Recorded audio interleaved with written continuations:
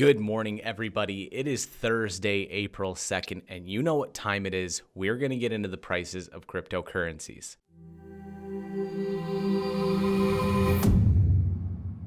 We are up all across the board. Most of the day, Bitcoin and other cryptocurrencies weren't doing anything until the end of the day when they started trending upwards. Let's jump right into Bitcoin, which is at $6,633.83, up 4.4% from yesterday's video. Ethereum up 2.6% at $136.54. Dash also up 2.3% at $65.97. And Litecoin up 2.1% at $39.60. Now, if we take a closer look at Bitcoin, we can see it was sitting between the $6,200 and $6,300 mark most of the day. Then at about 9 o'clock Central Time, it just shot straight up from 6,187 to 6,717. Join us later today to go over the top news articles in the last 24 hours to figure out exactly why that happened. Don't forget to like the Facebook page, subscribe to the YouTube channel, and we will see you in the later video.